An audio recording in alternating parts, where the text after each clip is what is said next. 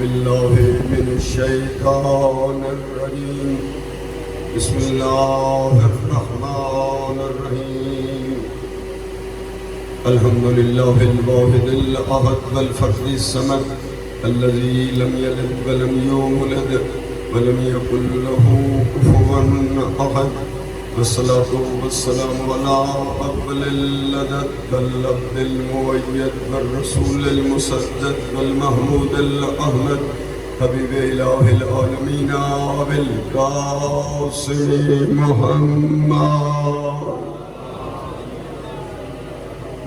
وآله الطيبين الطاهرين الغر الميامين المعصومين ولعنة الله على أعدائهم من الآن إلى قيام يوم الدين رب اشرح لي صدري ويسر لي أمري واحلل عقدة من لساني يفقهوا قولي أما بعد فقد قال رسول الله صلى الله عليه وآله وسلم حسين مني وأنا من الحسين صلوات نہیں مجمع کثیر ہے آخر تک مل کر نعرہ تکبیر نعرہ تکبیر نعرہ رسالہ نعرہ رسالہ نعرہ حیدری نعرہ حیدری حسینیت مل کر آخر تک حسینیت حسینیت یزیدیت یزیدیت اور محمد و آل محمد صلوات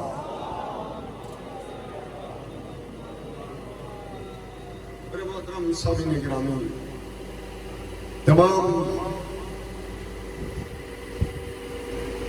اہل سنت و اہل تشیع تمام مکاتب سے آج اس مرکزی جگہ پر آ کر حسین ابن علی کو خراج عقیدت پیش کرنا اور ساتھ یہ دنیا تک پیغام پہنچانا کہ حسین مظلوم ہے، وہ حسین جس کے لیے رسول اللہ نے قصیدے پڑھے تھے۔ کبھی فرمایا حسین ہدایت کا چراغ ہے اور نجات کی کشتی ہے، یعنی جہاں امت ڈوب رہی ہو وہاں کشتی نجات حسین ہے، جہاں تاریکی کے دلدل میں اور گمراہی کا خطرہ ہو تو وہاں حسین ابن علی روشن چراغ ہے۔ وہاں فرمایا حسین منی وانا من الحسین، حسین مجھ سے ہے اور میں حسین سے۔ جملے دو ہیں لیکن متعدد طریقے سے اپنی امت کو ہدایت کرنے کے لیے سید الرسول نے متوجہ کرنے کی کوشش کی ہے کہ حسین مجھ سے ہے، صادر ہے کہ حسین نانا سے ہے اور میں حسین سے ہوں۔ اس جملے پہ بھی توجہ ہونی چاہیے کہ رسول اللہ کیسے حسین سے ہے۔ سارے پڑھے لکھے دوست ہیں، آج روشن زمانہ ہے، آج سوشل میڈیا کا دور ہے، آج معلومات عامہ جو ہیں ہر ایک کو میسر ہے، حوالہ جات، کتب، لائبریریاں آپ کے ایک چھوٹے سے موبائل کے اندر سب موجود ہے۔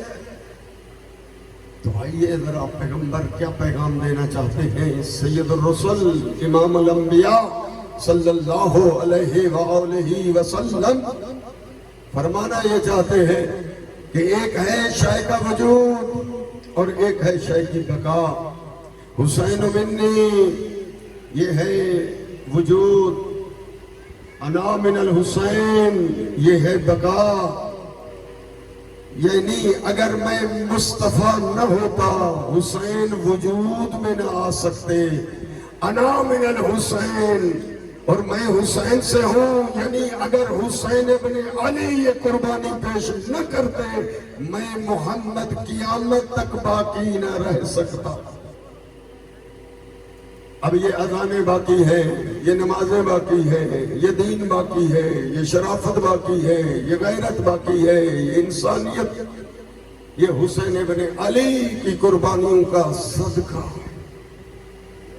یا دوسرے لفظوں میں جملہ بدلو، حسین ابنی، یہ حسین کا نسب ہے. انا من الحسین، یہ اسی کا حسب ہے. نسب تو آپ جانتے ہیں کہ ذرا دیکھیں کہ ان کے آبا و اجداد اور ان کی اولاد میں کتنے صاحب کمالات ہستیاں گزری ہیں. اور پھر حسب ذاتی کردار کو کہتے ہیں، ذاتی کارناموں کو کہتے ہیں. ذرا نسب کی طرف دھیان کریں گے تو آئیں ذرا حسین ابن علی کے نسب کی طرف دھیان کریں اور پڑھیں اس کو.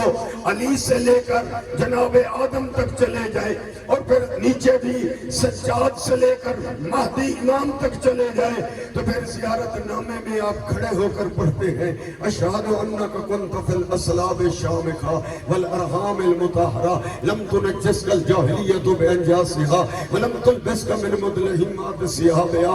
اے حسین ابن علی، میں گواہی دیتا ہوں کہ آپ کے سلسلہ نسب میں نہ شرک نے چھوا ہے، نہ کسی کفر نے چھوا ہے. آپ وہ طاہر، آپ وہ مطہر، آپ وہ طیب، آپ وہ اعلیٰ ہے کہ علی سے لے کر آدم تک اور پھر نیچے سجاد سے لے کر مہدی تک میں گواہی دیتا ہوں کہ آپ وہ پاک و پاکیزہ ہے کہ آپ کی اصل بھی پاک ہے، آپ کی نسل بھی پاک ہے. نعرہ تکبیر، نعرہ رسالت، نعرہ حیدری، حسینیت، حسینیت، مل کر یزیدیت، یزیدیت، بآواز بلند صلوات. امام بارگاہ کے اندر بیٹھ کر مجلس سننے کا انداز کچھ اور ہے، لیکن چوک پہ بیٹھ کر پوری توجہ اور بیداری اور اپنے بیدار ہونے کا ثبوت دیں کہ یہاں جو پیغام نشر ہو رہا ہے وہ پورے عالم اسلام کے لیے قرآن کی آیات احادیث نبویہ سے یہ پیغام نشر ہو رہا ہے. اور دنیا والے، حسین محسن اسلام ہے. جس کا تعلق اسلام سے ہے حسین اسی کا محسن ہے. اور جتنا تعلق ہے حسین اتنا ہی محسن، بلکہ صرف محسن اسلام نہیں، محسن انسانیت ہے. تو آج دنیا بیدار ہوتی تو میں کہتا ہوں رنگ ہی کچھ اور ہوتا. یہ اس کی وجوہات کون؟ حسین ابن علی. وہ حسین ابن علی کہ جس کے رگوں میں خون علی ہے، شیر بطول ہے، جس نے لعاب دہن چوسا ہے رسول اللہ کا اور تربیت کی ہے رسول اللہ نے. تو آئیں اس ہدایت کا مینار بنا دیا حسین ابن علی کو. اور دیکھ کر میں جملہ کہوں کہ اللہ عادل ہے اور عادل مالک جب بھی کسی کو کوئی مقام دیتا ہے اس کے کارناموں کے بدلے میں دیتا ہے نا. وہ ذات کریم جی وہ عادل ہے. آدم سے لے کر عیسیٰ تک سب جنت میں موجود ہیں، پر سرداری پیغمبر کے فرمان کے مطابق حسنین کو الحسن والحسین سید و شباب اہل الجنہ. ہم متوجہ ہے میرا سامعین؟ آخر تک تو بتائیے کہ انبیاء موجود ہیں جنت میں، پر سرداری ہے حسنین کے پاس. آدم سے عیسیٰ تک جلیل القدر انبیاء، لیکن وہ رعایا ہیں، حسنین سردار ہیں. تو پتہ چلتا ہے کہ اللہ نے عدالت کو، آپ اللہ کو عادل مانتے ہیں تو پھر حسین ابن علی کو اللہ نے یہ رسول کی زبان کے ذریعے اعلان کرا کے کہ سرداری ہے حسنین کی. تو پتہ چلا کہ حسنین نے وہ کارنامے سر انجام دیے جو انبیاء انجام نہ دے سکتے. ایسے نہیں کہہ دیا. شاہ اجمیر کہتا ہے شاہ است حسین، بادشاہ است حسین. شاہ جس کی شاہی کی لیمٹ جو ہے وہ ایک حد تک ہو اور محدود ہو اسے شاہ کہا جاتا ہے. لکھ دیا لیکن پھر قلم اٹھایا کہ حق ادا نہ ہوا. کہ کیوں؟ اس لیے کہ حسین ابن علی جی جب ولادت ہوئی 70,000 ملائک کے ساتھ جبریل آیا ہے تبریک اور مبارک کے لیے.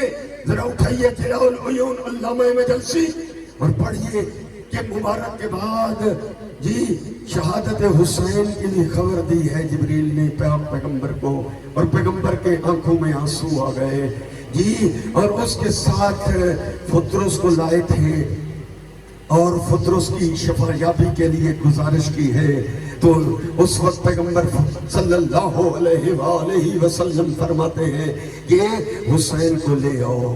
اب جی یا حسین کے جھولے سے مس کیا یا حسین ابن علی کا ہاتھ پکڑ کر اس فطرس کے زخمی جسم پر مس کیا تو وہ فرشتہ جو ہے وہ ٹھیک ہو گیا. تو شاہ اجمیر بھی اس جملے کو دیکھ رہا تھا کہ میں نے کہہ تو دیا ہے شاہ حسین, لیکن حسین کی شاہی کوئی محدود نہیں ہے. کیوں؟ اس لیے کہ فطرس کو سزا ہوئی تھی عرش پہ اور شفا ملی ہے وسیلہ حسین, حسین کے صدقے میں فرش پہ. تو گویا یہ شاہ اجمیر نے نتیجہ لیا کہ حسین کی عرش پہ بھی چلتی ہے, فرش پہ بھی چلتی ہے. اس لیے قلم اٹھایا. جی آپ کو علم ہے نا کہ جیسے وہ فطرس جانے لگا جبریل اٹھا کر لائے تھے اور ملائکہ کا سہارا لے کے آیا تھا, لیکن اب جب جانے لگا تو باقی ملائک پیچھے اور فطرس آگے. اور وہی جملہ کہا جو 500 سال پہلے کہا تھا جس پہ سزا ہوئی تھی. کہنے لگا من مثلی, کون ہو سکتا ہے میری مثل. جبریل نے بڑھ کر پیچھے سے پکڑا, یا اخی, او بھائی فطرس, وہی جملہ دہرا رہے ہو جس پہ سزا ہوئی تھی. دیکھ کر کہتا ہے کہ جبریل پہلے میں نے دعویٰ کیا تھا پر میرے پاس دلیل نہ تھی, اب دعویٰ بھی ہے اور میرے پاس دلیل بھی ہے. من مثلی, میرے جیسا کون ہو سکتا ہے. انا عتیق الحسین, مجھے حسین نے آزاد کیا.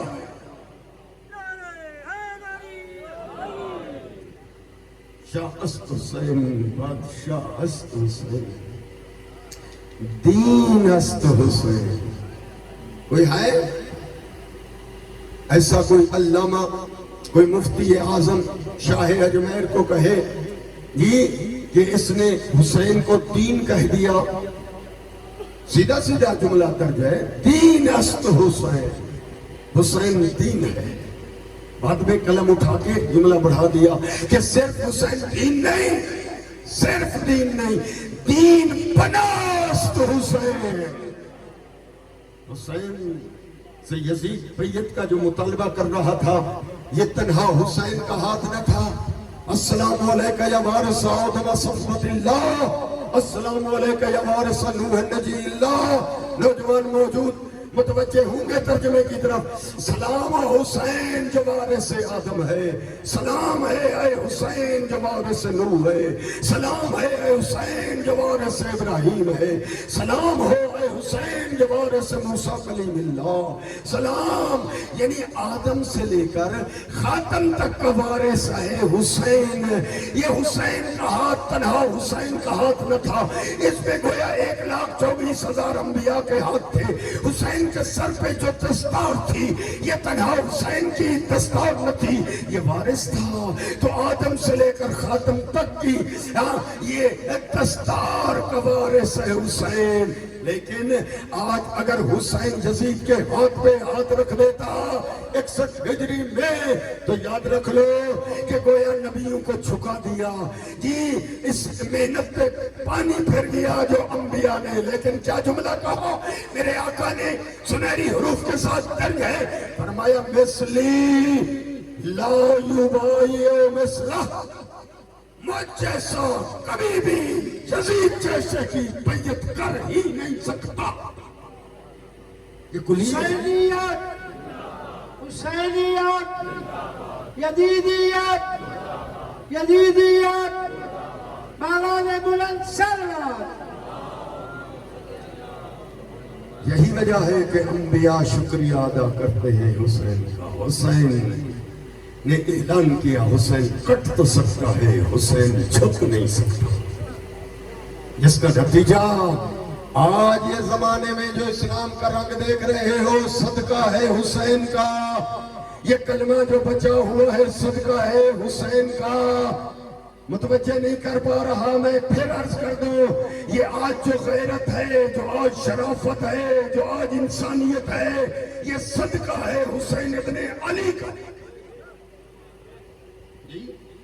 سردار نادار دست در دست یزید، حسین نے سر تو کٹا دیا پر یہ ہاتھ یزید کے ہاتھ پہ نہ رکھا۔ کیوں؟ کہتا ہے بعد میں قلم گویا ٹوٹ گیا اس کا، کہتے ہیں حقا کے بنا لا الہ است حسین، سچ پوچھتے ہو تو کلمے اور اسلام کی بنیادی حسین ابن علی۔ آؤ عزاداروں، نوجوانوں، بزرگان تو متوجہ ہیں، پر اس پیغام کو نشر کیجیے آگے۔ سوشل میڈیا کے ذریعے جتنا آپ کی بساط ہے، آپ کی طاقت ہے، آپ کی قوت ہے، بینڈروں کے ذریعے، پینا فلیکس کے ذریعے، تاکہ حجت تمام ہو جائے۔ اور پھر حسین ابن علی، میں نے عرض کیا کہ وہ کارنامہ سر انجام دیا کہ جس کارنامے کے لیے علامہ اقبال دیکھ کر کہتا ہے اسلام کے دامن میں بس اس کے سوا کیا ہے، ایک ضرب جد اللہی، ایک سجدہ شبیری۔ یہ حسین کی محنتوں کا ثمر ہے۔ کاش دنیا متوجہ ہو جاتی۔ میرے آقا کا وہ خطبہ، بلکہ وہ خط ہے، تحریری خط ہے میرے آقا کا، جو اپنے بھائی محمد بن حنفیہ کو لکھ کر دیا ہے اور مدینے میں ان کو اپنا جانشین متعین کیا ہے، تو اس میں امام دیکھ کر فرماتے ہیں اپنے آنے کا اور اپنے قیام کا فلسفہ بیان کرتے ہیں۔ پڑھے لکھے دوستو، اللہ نے جو آپ کو یہ کمپیوٹر دیا ہے، ذرا ان جملوں کو اپنے اس کمپیوٹر میں جگہ دو۔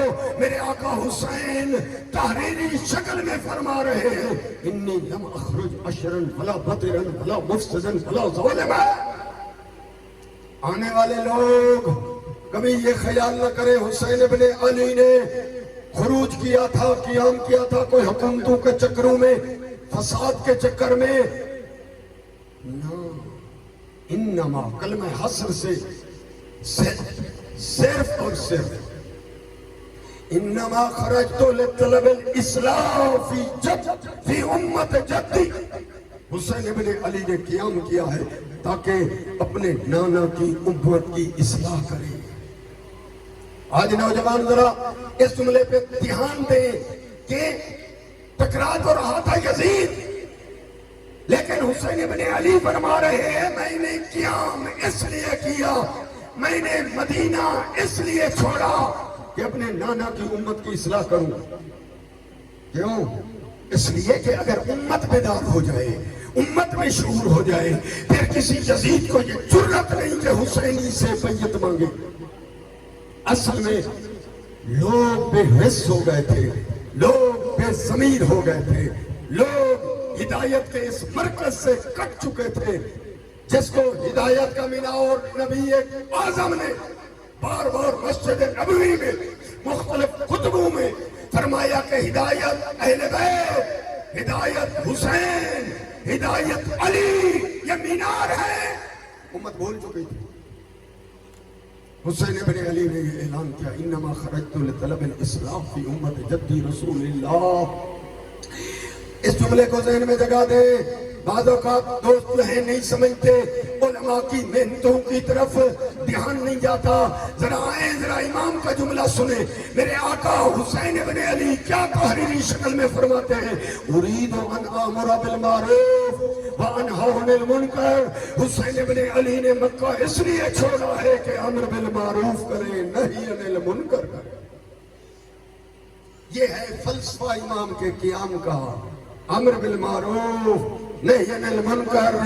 جوانوں کو مخاطب کرتے ہوئے میں چند جملے کہوں اور میں اپنے گفتگو کو سمیٹنے کی کوشش کروں، لیکن ذرا اس جملے پہ دھیان ہو۔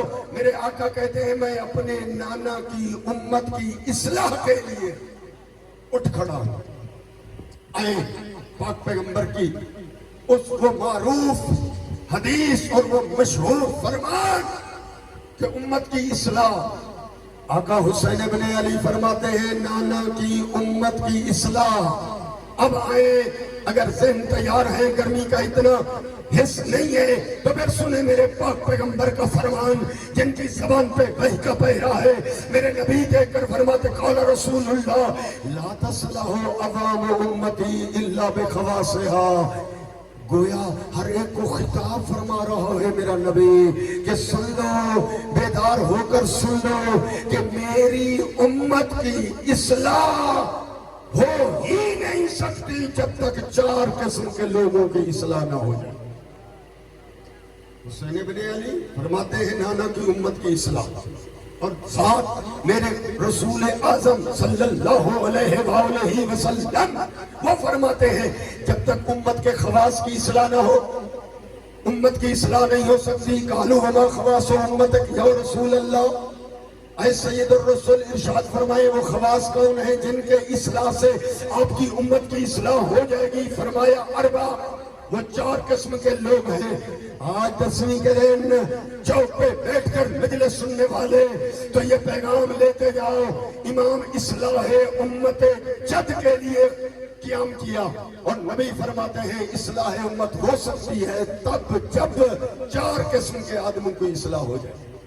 اب اگر بیدار ہو تو میں یہ 4 جملے نبی اعظم کے آپ تک ہدیہ کر دو۔ جو بیدار ہیں اپنے یادداشت کو مضبوط کرنے کے لیے بآواز بلند صلوات۔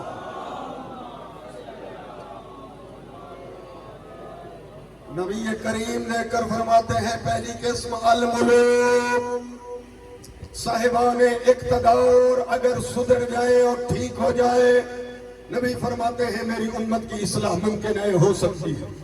میں دیکھ رہا ہوں کافی دوست متوجہ ہیں فرمان نبی کی طرف، لیکن دل میں کہہ رہے ہیں کون منبر پہ جا کر کہے مولانا صاحب کو کہ کیسے صاحبان اقتدار کی اصلاح سے امت کی اصلاح کیا تعلق ہے ان دو کے درمیان؟ آئیں نبی کریم خود اس کی علت بھی سبب بھی واضح کرتے ہیں۔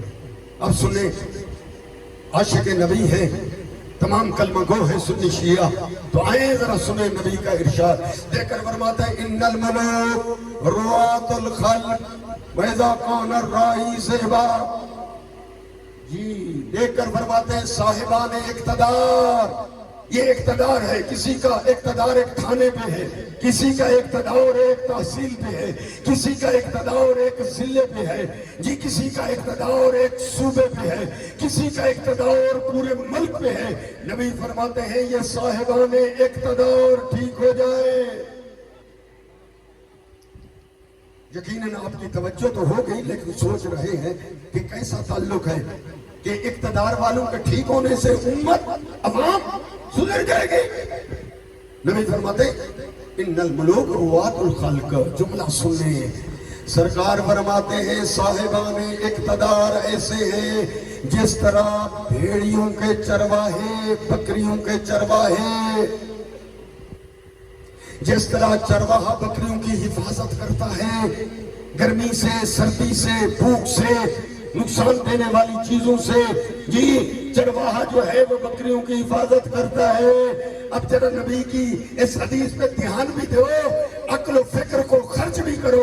فرمایا یہ ضلع ناظم، یہ تحصیل ناظم، یہ ایم این اے، یہ ایم پی اے، یا جتنا اقتدار والے، لفظ اقتدار ہے، جی صاحب طاقت، صاحب اقتدار ٹھیک ہو جائے، میرے آقا فرماتے ہیں امت سدھر جائے گی۔ کیوں؟ فرمایا کہ یہ صاحبان اقتدار ایسے ہیں جس طرح بکریوں کے چرواہے، اذا کان الراعی ذئبا، فرمایا جب بکریوں کا چرواہا بھیڑیا بن جائے اور اپنی بکریوں کو خود کھانے لگ جائے، پھر بکریوں کی حفاظت کون کرے گا؟ مشکل ضرور ہے جی، لیکن ابھی ذہن بڑھائیں، ذرا سمجھیں، اپنی عام رسمی گفتگو سے ذرا باہر آ کر انقلاب امام حسین کو ذرا سمجھیں۔ فرمایا صاحبان اقتدار جب تک ٹھیک نہ ہو جائے، اگر وہ لوگوں کو نقصان خود دے جی، اور لوگوں کی جی حفاظت، لوگوں کی ضرورت، لوگوں کے کوئی خیال نہیں، نبی نے اعلان کر دیا پھر میری امت کی اصلاح نہیں ہو سکتی۔ دوسرا جملہ سرکار دیکھ کر فرماتے ہیں، دوسرا جملہ الملوک والعلماء، عاشق رسول، رسول کے فرمان پہ یقین رکھنے والے، جن کی زبان پہ وحی کا پہنا ہے، میرے نبی دیکھ کر فرماتے ہیں کہ الملوک کے بعد العلماء، علماء ٹھیک ہو جائیں، اگر علماء صحیح اپنی ڈیوٹی فریضہ انجام دے، امت میں انقلاب آ سکتا ہے۔ جی صلوات پڑھیں بآواز بلند۔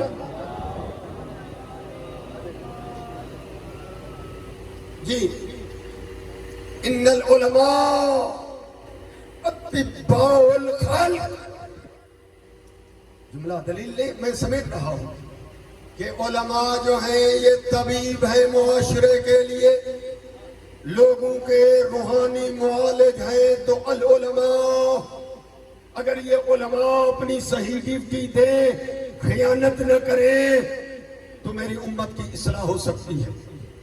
یعنی اگر علماء ہی بتا دیں کہ اللہ کا رسول ہدایت کے لیے جن کو معین کیا ہے وہ فقط اہل بیت ہے، اگر علماء نے یہ بیان کیا ہوتا اپنی مساجد میں، اپنے واعظ میں، اپنے چوک کی تقاریر میں، کاش ان کی زبان پہ حق آ گیا ہوتا اور بتا دیا ہوتا کہ ہدایت ملے گی تو اہل بیت کے در سے، جنت ملے گی تو اہل بیت کے در سے، جی کوثر پینا ہے تو وہ بھی اہل بیت۔ کاش بتایا ہوتا کہ لیوائے حمد اٹھائے گا تو علی حیدر قرار ہوگا، زمین تانبے کی مانند تپی ہوئی ہوگی تو سایہ لیوائے حمد کا ہوگا۔ لوگ اہل بیت کے ساتھ مربوط ہوتے، مرتبط ہوتے، ہدایت لیتے، لیکن علماء نے لوگوں کو کاٹ دیا ہے، اہل بیت سے دور کر دیا، اپنی ڈیوٹیاں نہ دی۔ کبھی تو نبی کے سینے میں درد ہے، یہ حدیث بیان کرتے ہوئے ذرا حس تو کریں، کیا فرماتے ہیں؟ ان العلماء اطباء الخلق، علماء جو ہے طبیب ہے، اذا کان الطبیب مریضا فمن یداوی المریض۔ نبی فرماتے ہیں جب عالم خود آپ بیمار ہو وہ دوسروں کا علاج کیسے کرے گا؟ اگر وہ عالم لوگوں کو لگا دے 9 محرم اور 10 محرم قبروں پہ جاؤ، پھول چڑھاؤ، قبروں کی لپائیاں کرو، مجھے نہیں معلوم کہ میں متوجہ کر پا رہا ہوں یا نہ۔ نبی فرماتے ہیں علماء اپنا فریضہ انجام کرتے ہیں اور حق بیان کرتے ہیں، لوگوں کو ہدایت کرتے ہیں اور صحیح رہنمائی کرتے ہیں۔ میرے نبی فرماتے ہیں میری امت کی اصلاح ہو سکتی ہے، لیکن علماء نے فریضہ انجام نہ دیا، لوگوں اس کو اہل بیت سے کاٹ دیا، حتیٰ 10ویں کا دن، مجھے نہیں معلوم لوگوں کی عقل کام نہیں کرتی کہ قبروں میں جا کر قبریں لپائی کریں، جی پھول ڈالیں، جی خوشیاں منائیں، جی ہاں، اور پھر وہ عالم، وہ کیسا عالم دین ہے جو یہ کہتا ہوا نظر آتا ہے، اپنے مقتدیوں کو یہ پڑھاتا ہے کہ حسین ابن علی شہید ہو گئے، ان کو تو مقام مل گیا، ان کو تو رتبہ مل گیا، جی ان کو تو بلندیاں مل گئی، تو روتے کیوں ہو؟ حسین ابن علی کو فدا ملی ہے، خوشیاں مناؤ۔ یہ ہے علماء کی تقریریں۔ حسین اور میرا دوست، تو نبی کا امتی ہے، تو کلمہ گو ہے، ہم نے نبی کے پیچھے چلنا ہے۔ آخر تک توجہ ہو میرے جملے کی طرف، اگر نبی نے شہادت حسین پہ خوشی منائی ہے تو ہم سب کو خوشی منانا چاہیے، اور اگر نبی کے سر سے امامہ اترا ہوا ہے، سر میں بدن پہ گرد و غبار ہے، اور ام سلمہ عرض کرتی ہے یا رسول اللہ آپ کا امامہ کیوں اتر گیا؟ آپ کے سر پہ، ہاتھوں پہ، جسم پہ گرد و غبار کیسی؟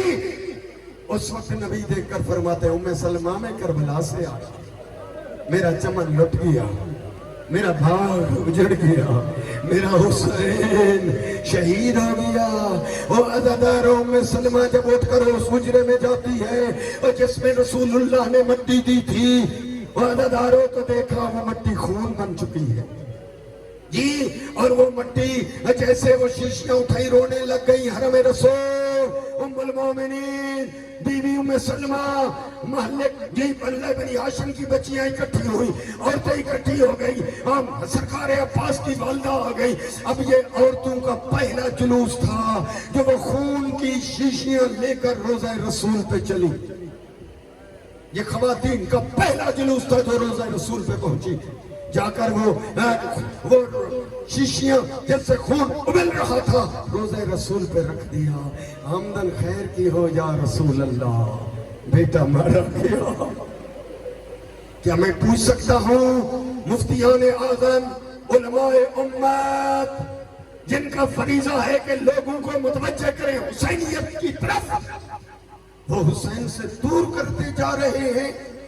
کبھی علم کے دیکھنے سے نکاح ٹوٹ جاتا ہے، کبھی اور ایسی باتیں۔ اپنا فریضہ اگر ادا کرے، میرے نبی فرماتے ہیں امت کی اصلاح ہو سکتی ہے۔ 2 جملے 3 جملے رہ گئے، دیکھ کر فرمایا 2 جملے اور دیکھ کر فرمایا الملوک والعلماء والعباد، فرمایا یہ پیر ٹھیک ہو جائیں، گدی نشین ٹھیک ہو جائیں، اگوان لیڈر رہنما، میری امت ٹھیک ہو سکتی ہے۔ یہ نبی کی تقریر سنا رہا ہوں، میرا ٹائم اختتام کے قریب پہنچ چکا ہے۔ جی جناب مولانا قبلہ سید انتظار مہدی نقوی نجفی پہنچ چکے، جی مجھے یہ پیغام لے لیں رسول اللہ سے اور مجھے اجازت دے دیں۔ میرے نبی فرماتے ہیں کہ میری امت کی اصلاح تب ہو سکتی ہے کہ والعباد، یہ عابد، یہ نیک پارسا لوگ یا پیر مرشد گدی نشین اگوان لیڈر ٹھیک ہو جائیں۔ مومن قومی سرگودے کے مرکزی اجتماع میں اعلان کر دو میری امت کی اصلاح ہو سکتی ہے۔ یا رسول اللہ کیا تعلق ہے گدی نشینوں پیروں کا عبدوں کا؟ دیکھ کر فرماتے ہیں والعباد اطلاع الخلق، یہ لوگوں کو راہ دکھانے والے ہیں، لوگوں کو گائیڈ کرنے والے ہیں۔ اگلا جملہ نبی کے سینے کا درد سنیے، دیکھ کر فرماتے ہیں کہ عباد اطلاع الخلق، یہ رہنما ہے۔ اذا کان الدلیل ضالا، جب رہنما خود گمراہ ہو، پتہ نہیں متوجہ کر سکا ہے۔ اذا کان الدلیل ضالا، جب وہ پیر وہ مرشد اپنے خلص کے چکروں میں، پیری مریدی کے چکروں میں، جی یا جن کو اپنا قائل بنا رکھا ہے ان کے اپنے جی متی رکھنوں کے چکروں میں حق نہیں بتائے گا کہ حق جو ہے الحق و معالی وعلی مع الحق، القرآن مع علی والقرآن مع علی، نہیں بتائے گا۔ اذا کان الدلیل ضالا، یہ نبی کریم کا جملہ ہے۔ فرمایا جب وہ رہنما خود گمراہ ہوں تو پھر ومن یہد السالک، راستے کے متلاشی کو راہ کون بتائے گا؟ آخری جملہ التماس سے دعا، دیکھ کر فرماتے ہیں وَالتُّجَّارُ، مالدار لوگ ٹھیک ہو جائیں، غنی، یہ تاجر اگر اپنا فریضہ انجام دے تو میری امت کی، پیغمبر فرماتے ہیں میری امت کی اصلاح ہو سکتی ہے۔ یا رسول اللہ کیا تعلق ہے تاجروں کا؟ دیکھ کر فرماتے ہیں ان التجار امناء اللہ، یہ تاجر جو ہے اللہ کی طرف سے امین ہے۔ اللہ نے غریبوں فقیروں مسکینوں یتیموں کا حصہ جو ہے ان تاجروں کی آمدنی میں ڈال رکھا ہے۔ المال مالی، یہ اتنا مال ہے اللہ فرماتا ہے یہ اصل میں میرا ہے۔ والفقراء عیالی، اور یہ جتنے فقیر غریب یتیم مسکین جو ہے یہ میں اللہ کے عیال ہیں۔ والامراء وکلائی، اور جو امیر لوگ ہیں یہ اللہ کی طرف سے وکیل ہیں تاکہ یہ اٹھاؤ اور حقداروں کے دروازے پہ پہنچاؤ۔ اگلا جملہ نبی کا سنے، سینے پہ لکھے، اذا کان الامین خائنا فمن یعتمد، جی فرمایا جب امین خائن بن جائیں، بینکوں میں جمع کرے امانت ادا نہ کرے، پھر اعتماد کس پر کیا جائے؟ ختم کر دیا میں اپنے قبلہ کو ٹائم دوں، 10ویں کا دن ہے آج یوم عاشور ہے۔ آج صبح ہوئی حسین نے لاشیں اٹھانا شروع کی، امام ہر لاش پہ پہنچے، صحابہ کی لاشیں تھیں، امام پہنچے، حتیٰ جان غلام ہے اس کے سرحانے بھی حسین پہنچے۔ یہ وہ کریم حسین ہے، جس طرح علی اکبر کو اٹھایا اسی طرح جون کا بھی سر اٹھا کر اپنے زانوں پہ رکھا. جی آواز ادارو، وہ وقت بھی آیا کہ پہلا شہید ہے علی اکبر بنی ہاشم کا. پھر ایک ایک لاش گنج شہداء. عزادارو بس میں ایک جملہ کہتا ہوں، مخصوصی کی خاص مجلس میرے قبلہ پڑھیں گے. یہ وہ وقت بھی آیا کہ حسین نے غربت کا استغاثہ بلند کیا. حل من ناصر ینصرنا، حل من معین یعیننا. جی ایک جملہ کہا کہ دریا کی مچھلیاں بھی تڑپنے لگی، جنات بھی آ پہنچے اجازت نہ دی، ملائکہ بھی آ گئے امام نے ان کو بھی لڑنے کی اجازت نہ دی، وہ قبر حسین کے مجاور بن کے رہ گئے. کیا جملہ تھا؟ جملہ نوٹ کر لو. میرے آقا فرماتے ہیں حل من ذاب یذب عن حرم رسول اللہ. ہے کوئی یہ رسول زادیوں کے پردے کی حفاظت کرے؟ وعدہ دارو امام عالی مقام کا الوداع بھی آپ سنیں گے کہ اپنی بہنوں کو الوداع کیا، اور سب سے مشکل وقت وہی ودا کا تھا جب شہزادیاں امام کو لپٹ کر یہ کہہ رہی تھیں، اور شہزادی سکینہ دیکھ کر کہتی ہے بابا میں صبح سے دیکھ رہی ہوں جو جاتا ہے وہ واپس نہیں آ رہا. بابا اگر آپ نے حتماً ہی جانا ہے تو ردنا الی حرم جدنا. بابا ہمیں نانا کے روزے پہ پہنچاتے جاؤ. امام فرماتے ہیں ہو ہی نہیں سکتا. ہو عزادارو پھر امام نے یہ اسرار امامت سونپنے کے لیے امانات اسرار سید الساجدین کے خیمے میں امام تشریف لے آئے. عزادارو ایک ایک شہادت کی خبر میرے آقا سجاد کو نہیں دی جاتی تھی. یہ اللہ کا راز تھا کہ سجاد سے جہاد ساکت ہو جائے، اس لیے وہ بیمار تھے. اور یہی وجہ ہے جب میرے آقا حسین اندر ہو خیمے کے داخل ہوئے، امام کی نگاہ پڑی، دیکھ کر فرمایا پھوپھی اماں ذرا مجھے اٹھا، مجھے سہارا دے میرا عزت والا بابا. جیسے آقا حسین آئے امام سجاد کی نگاہ پڑی تو کیا دیکھا؟ امام کا پورا جسم جو ہے وہ خون آلود ہے. صبح سے لاشیں اٹھانے والا حسین، اور پھر آخر وقت میں بھی کچھ تیر لگے تھے. اور شہادت کا مرحلہ تو بعد میں ہے، لیکن جس وقت امام سجاد کے پاس آئے امام نے اپنے بابا کی حالت دیکھی تو پہلے ہی تڑپ کر یہ سوال کیا بابا یہ جو حال آپ کا ہو گیا ہے، بابا این عمی العباس، میرا چچا غازی عباس کہاں ہے بابا؟ اوپر سے رہنے والے عزادارو اس وقت امام دیکھ کر فرماتے قد قتل، آپ کے چچا مارے گئے. عزادارو سجاد کے جگر پہ جی کتنا اثر ہوا یہ تو امام کو علم. اگلا جملہ میرے آقا نے پوچھا بابا یہ جو آپ کی حالت بن گئی ہے بابا این اخیون الاکبر، میرا بھائی اکبر کہاں ہے؟ عزادارو وہ پتہ نہیں امام سمجھ رہے تھے کہ کیسے جواب دو اور یہ بیمار برداشت کر سکے یا نہ. ایک ہی جملہ فرمایا سجاد بیٹا کب تک آپ پوچھتے رہیں گے، کب تک میں بتاتا رہوں گا خیام میں مردوں میں یا تو باقی ہے یا میں حسین باقی ہوں. تڑپے ہے سجاد امام وہ دیکھ کر کہتے ہیں پھوپھی اماں مجھے تلوار دے، مجھے سہارا دے، میں میدان میں بابا کی حفاظت. میرے بابے کا یہ حال ہو گیا. عزادارو امام فرماتے سجاد آپ سے جنگ کا محاذ کا جہاد ساکت ہے، میرا بیٹا آپ جہاد اکبر کریں گے، یہ جہاد اصغر ہے. بیٹا جہاد اکبر یہ ہوگا کربلا سے شام تک ہر بازار ہر دربار پھوپھیوں کے ہاتھ بندھے ہوئے ہوں گے، سر کھلے ہوئے ہوں گے، اور دیکھ کر کہیں گی واہ جاوا.